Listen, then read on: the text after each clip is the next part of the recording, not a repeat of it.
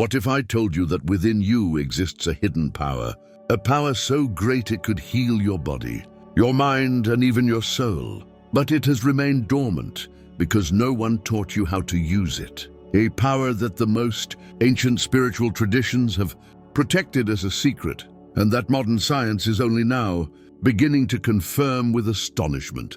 Imagine for a moment that you didn't need external medicine to heal what hurts inside. Imagine that the source of your balance, calm, and vitality wasn't outside, but inside you, waiting to be awakened. Sounds incredible, right? But it's not a myth, it's not a trick, it's not an empty promise. It's a truth that Buddhist monks have practiced silently for centuries in hidden mountain temples, where they learned to cure diseases considered incurable, to live without fear, and to maintain unshakable inner peace. They called it rules, principles of life.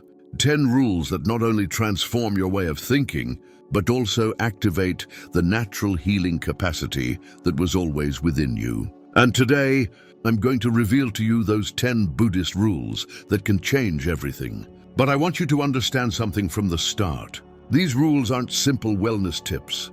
They're master keys that unlock the doors to your inner power. When you apply them, your biology transforms, your mind calms, your heart regains serenity, and your body begins to heal from within. The first rule may seem too simple to be true, but it hides the most powerful medicine you've ever tried. The fifth will test everything you thought you knew about your own body.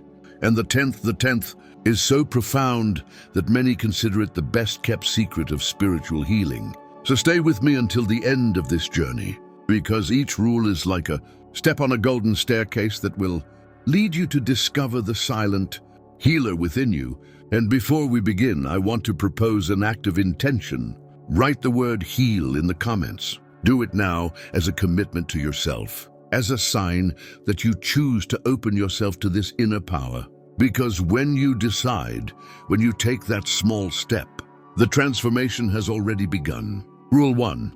Conscious breathing, the secret door to healing. Did you know that the key to your inner power lies in something so simple and so obvious that you do it thousands of times a day without realizing it? That act is breathing. Breathing is the bridge between your body and your soul.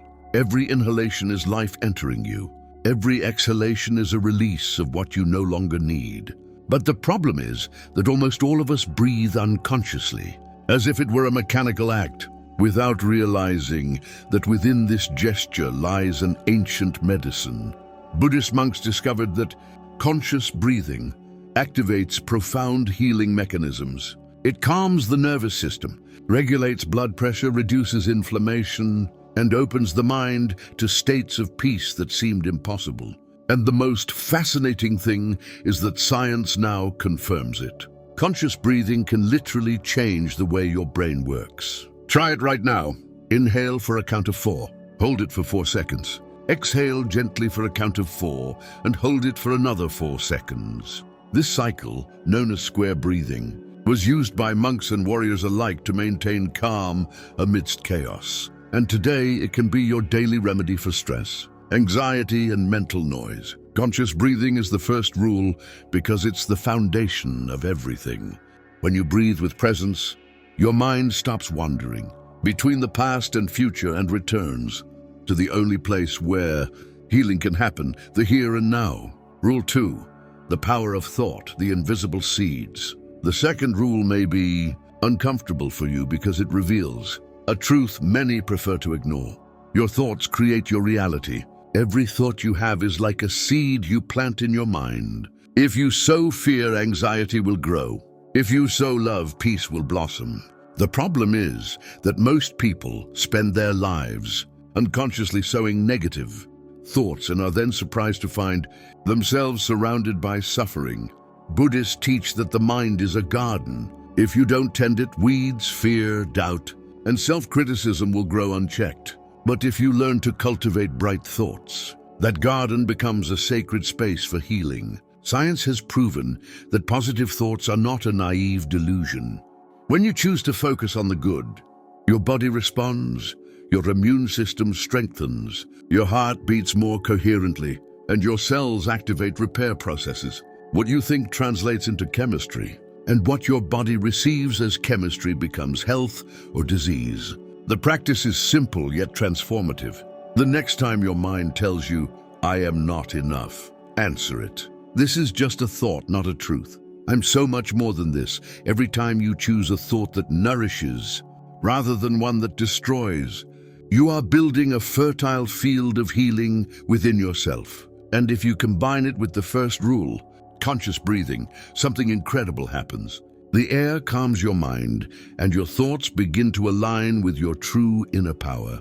These first two rules are the beginning of the path. They are the invisible foundations that will support everything else. Breathing consciously and sowing luminous thoughts is like lighting the first spark in a sacred fire. A fire that, if you nurture it, can illuminate every corner of your life. Rule 3, self-love, the most forgotten medicine. I'm going to tell you something that perhaps no one has told you before. You won't be able to heal anything in your life if you don't first learn to love yourself deeply. Think about how many times a day you speak harshly to yourself. I was wrong. I'm no good. I'm not enough. That critical inner voice is like a poison your own mind gives you in small doses. Now imagine the opposite, speaking to yourself with the same tenderness you would comfort a child learning to walk. Do you realize how transformative that would be? Buddhism teaches that all suffering arises from ignorance of our true nature, and loving yourself means recognizing your intrinsic value beyond your mistakes, your wounds, or your shadows. It's not vanity, it's not selfishness. It's recognizing that you are a living temple and that you deserve care, respect, and compassion. Science confirms what the wise already knew.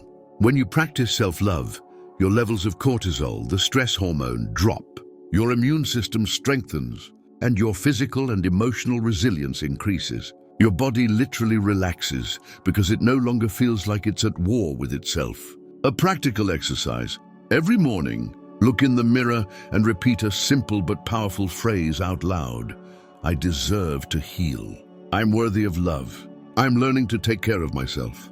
If you do this consistently, you will begin to notice that your relationship with yourself changes, and with it, your health, your energy, and even your relationships. Rule 4, mindful eating, eating with your soul. The fourth rule takes us to something so mundane that it often goes unnoticed. The way you eat.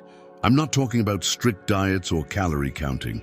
I'm talking about something much deeper, the awareness with which you choose, prepare, and receive your food. Buddhism teaches that every act of eating can become a sacred act, because by doing so you not only nourish your body, but you participate in a miracle, the transformation of earth, water, sun, and air into life within you. The problem is that in the modern world, we eat automatically in front of our phones, our minds racing elsewhere.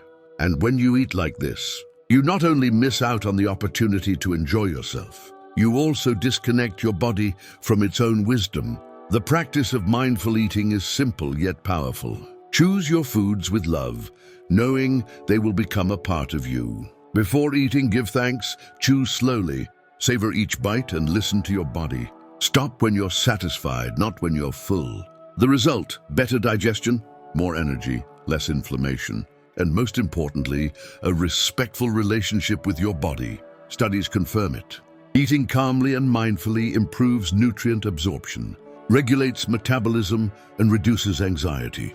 But the most profound thing isn't measured in numbers. The most profound thing is the feeling of being at peace with yourself every time you eat. Self-love and mindful eating are like the two invisible pillars of a sacred temple.